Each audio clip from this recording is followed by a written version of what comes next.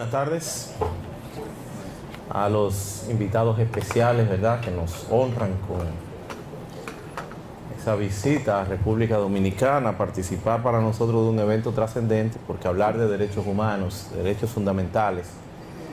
de grupos vulnerabilizados, en el marco de nuestra nueva Constitución, decimos nueva porque aunque data del 2010, pero es nueva y sobre todo porque se enmarca dentro de la corriente del neoconstitucionalismo, toda vez que es un proceso sostenido del siglo pasado, a mediados del siglo pasado, 1947, se expresa en Alemania, en Brasil 1988, en Colombia 1991, Perú 1993, de igual forma España 1978 y así sucesivamente, aunque nosotros llegamos tarde a esa tendencia, a esa corriente que nos lleva a la adopción de un Estado social y democrático de derecho. Aun cuando llegamos tarde, ha sido positivo por demás el hacer acopio de esa experiencia pasada, de esa experiencia comparada, y entonces lograr concretar en la República Dominicana, si se quiere, un bestseller, porque hemos recogido los aspectos más novedosos, de hecho bastante avanzados para la realidad dominicana, y por eso pues hay muchos temas que aún hoy por hoy devienen en ser mera poesía constitucional. Pero ciertamente pues tenemos ya esa declaratoria, esa adopción en este artículo 7 de nuestra nueva Constitución del 2010, de la adopción del Estado social y democrático de derecho, y esto pues me lleva a un necesario introito de lo que sería pues nuestra ponencia de hablar de la participación política como derecho fundamental. La participación política, con lo que implica, erigida en un derecho fundamental que de antemano tendríamos que decir que no está listada, no está sustantivizada. La nueva Constitución del 2010, cuando hace referencia a la ampliación del catálogo de derechos fundamentales en los artículos 37 al 67, lista cuáles son esos derechos fundamentales. Para el caso de los españoles, solamente lo que estén previstos, lo que estén considerados como derechos fundamentales son derechos fundamentales. Para el caso de República Dominicana es diferente, porque tenemos en este contexto el Tribunal Constitucional, que perfectamente puede incorporar que tengan la fisonomía parecida otros derechos que también pudieran ser considerados como derechos fundamentales por la vía de la interpretación. El Tribunal Constitucional Dominicano, creado nuevo también en esta Constitución, el artículo 184 y siguiente, le da pues la hegemonía de ser el órgano extrapoder con más fortaleza en el esquema jurisdiccional de la República Dominicana, en razón de que él mismo tiene pues decisiones que constituyen precedentes vinculantes para todos los poderes del Estado.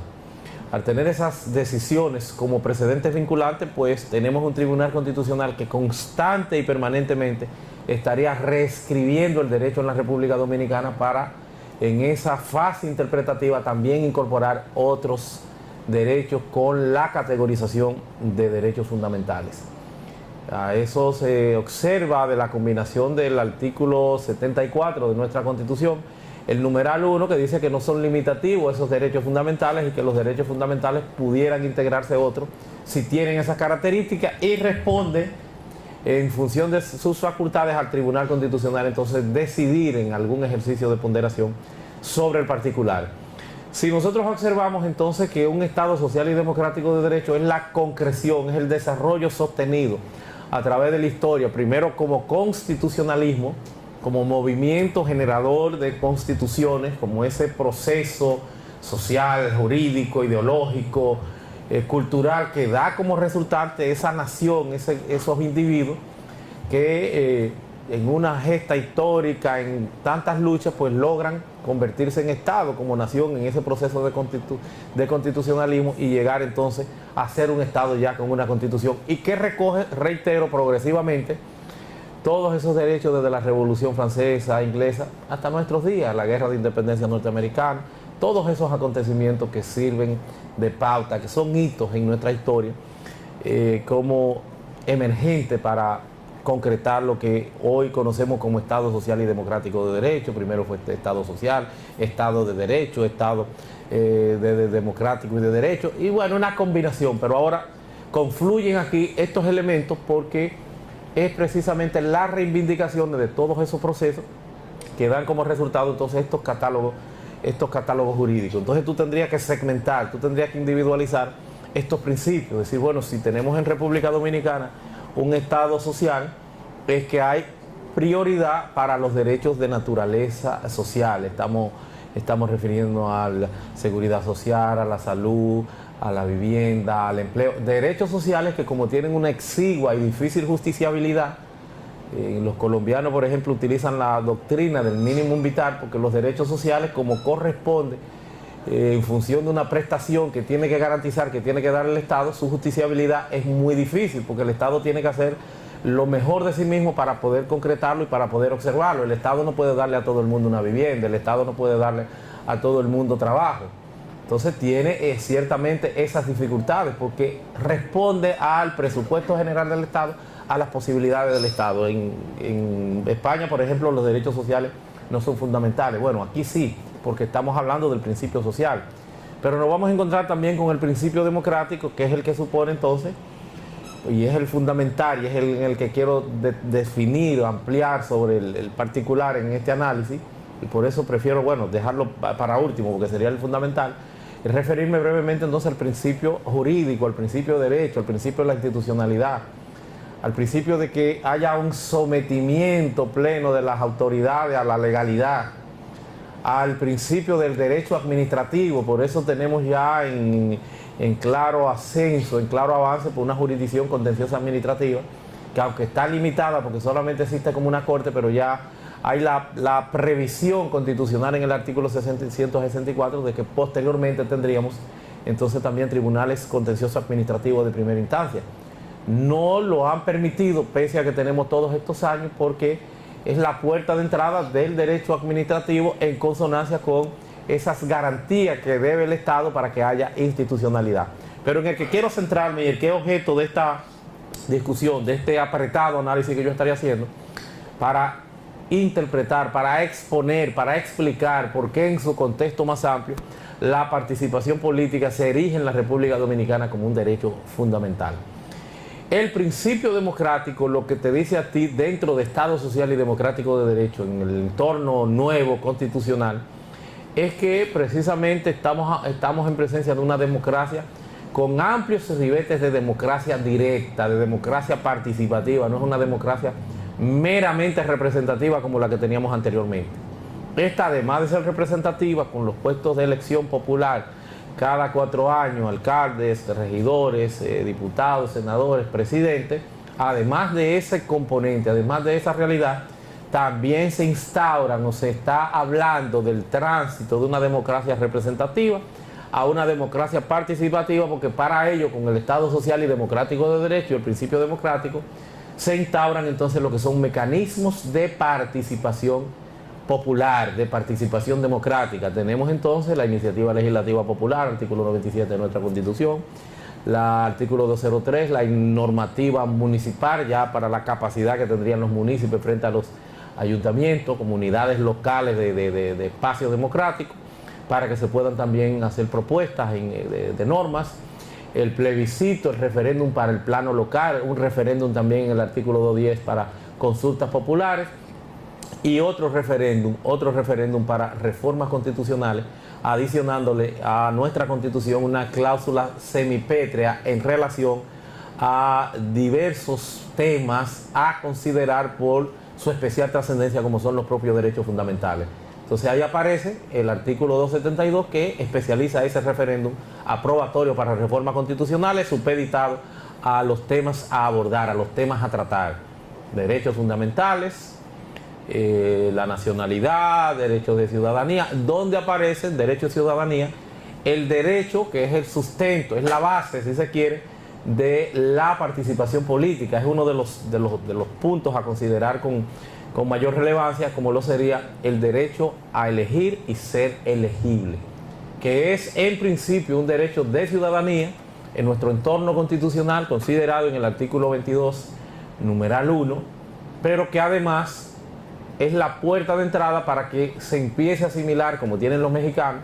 el que la participación política en toda su extensión, no solamente con el sufragio universal, que es la base, es el fundamento, pero para que se considere, como lo hacen los mexicanos, incluso con mucha solidez, mucha fuerza y profundidad en el orden doctrinal, de que la participación política es un derecho fundamental.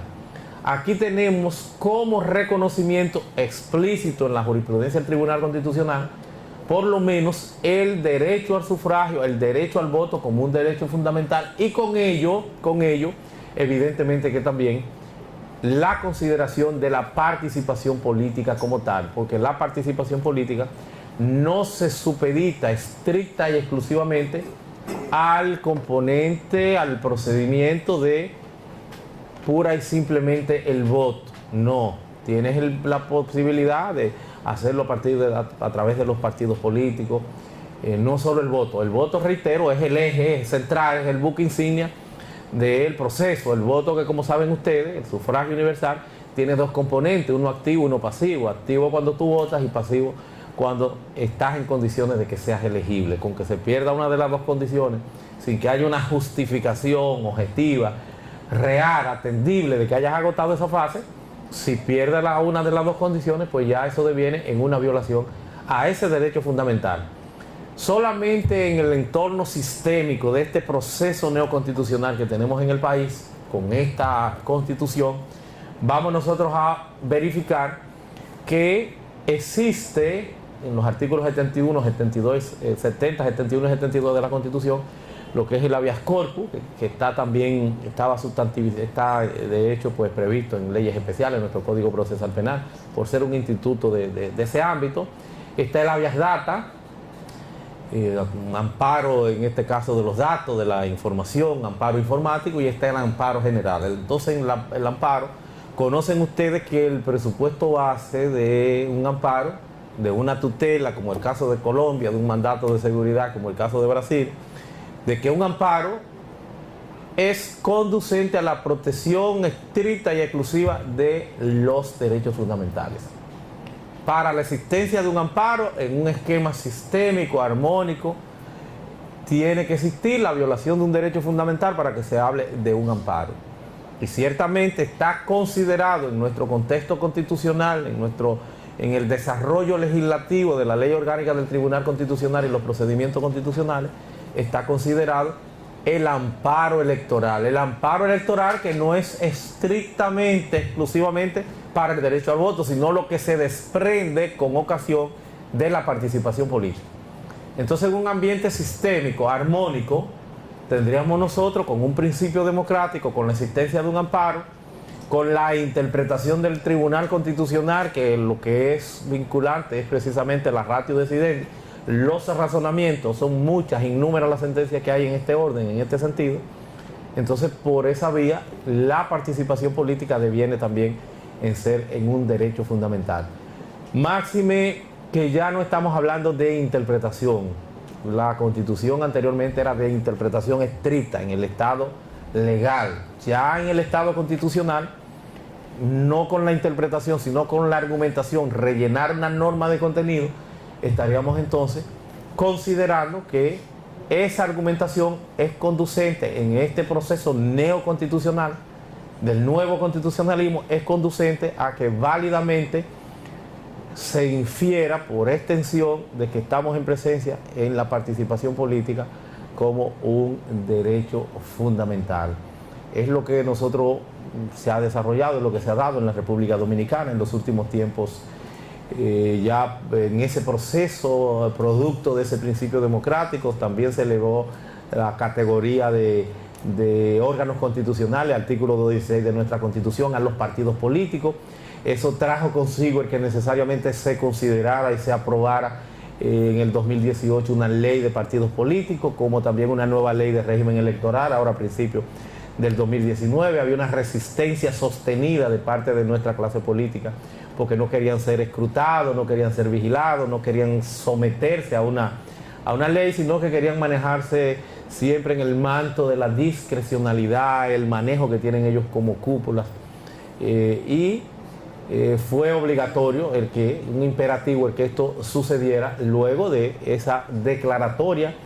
de los partidos políticos como órganos constitucionales y de esa repotencialización que trae consigo el Estado social y democrático de derecho con ese principio democrático. Ello nos ha llevado como consecuencia lógica y natural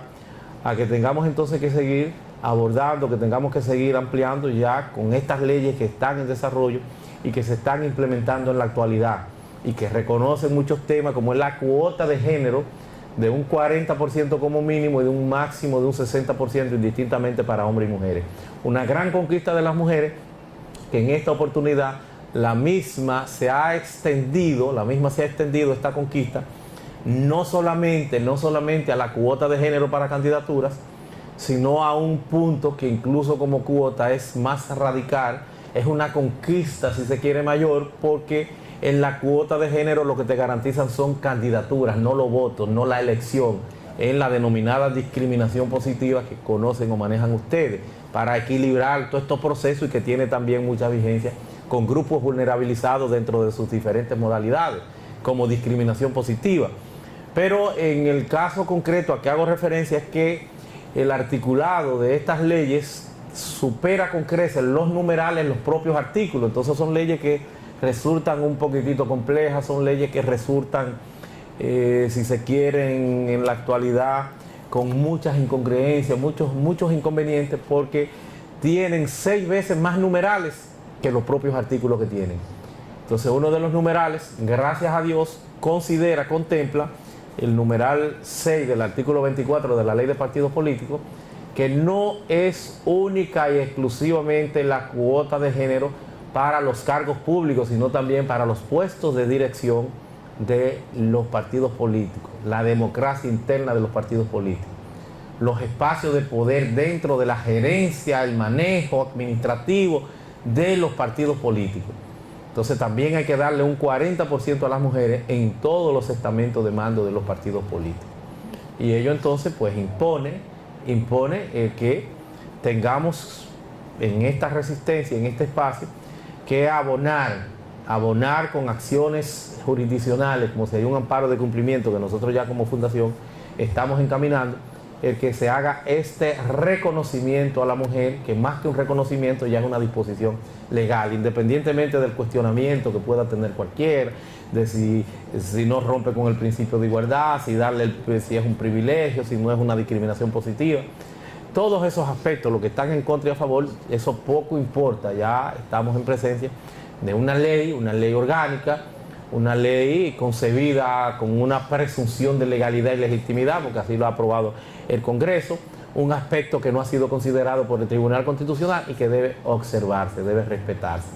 Entonces eso nos lleva a que nosotros en la actualidad pues asistimos a un momento trascendente, porque la emergencia de ese Estado social y democrático de derecho trae consigo también muchas disposiciones, sobre todo en el plano democrático, que es lo que estamos tratando. Estamos lidiando ahora mismo con muchas disposiciones, con muchas incongruencias, con muchos inconvenientes que tendrán siempre como fundamento, como base, lo que es el centro de nuestra Constitución, porque ya en neoconstitucionalismo, ya en argumentación, precisamente toda la discusión está orientada a si es o no constitucional, a si está o no conteste con la Constitución, hacia el espíritu o no de la Constitución. Así hablan de la intención del legislador, o algo que ya va perdiendo un poco de vigencia aquí, esa tal intención del legislador, porque se ha demostrado tradicionalmente que es un sofisma decir que el legislador es sabio. No es ningún sabio, no sabe muchas cosas, porque a la hora de tú verificar quiénes son los legisladores no hay ninguna exigencia de carácter científico, intelectual para una persona ir a un puesto de eso. Entonces no es ningún sabio, el legislador no está en condiciones de hacer muchas cosas. Somos nosotros los juristas quienes tenemos que darle seguimiento y buscar cómo reorientar y enderezar el camino y que esas prestaciones se concreten a partir entonces de la mecánica jurisdiccional que tenemos, que en el caso dominicano las altas cortes, fundamentalmente el Tribunal Constitucional y eventualmente también el Tribunal Superior Electoral, la Suprema, pero en este caso el Tribunal Constitucional, que es el que da esa guía, esa pauta, con decisiones que, reitero, además de vinculantes, se integran o son parte en un esquema de fuente, son parte del bloque de la constitucionalidad que hemos establecido en República Dominicana, equivalente y con rango parecido o similar a la Constitución. Y de ahí entonces que nosotros inequívocamente podemos afirmar que la participación política en la República Dominicana, en toda su extensión a lo interno, externo, de los partidos políticos con los temas conducentes a la misma, como sería también la participación en un plebiscito, en un referendo, la mecánica que te impone o que te facilita la Constitución, toda esa participación política, sin lugar a dudas, se erigen, se constituyen en la República Dominicana, en este escenario de Estado social y democrático de derecho, en un derecho fundamental, como reiteramos, lo ha consignado el Tribunal Constitucional. Muchas gracias.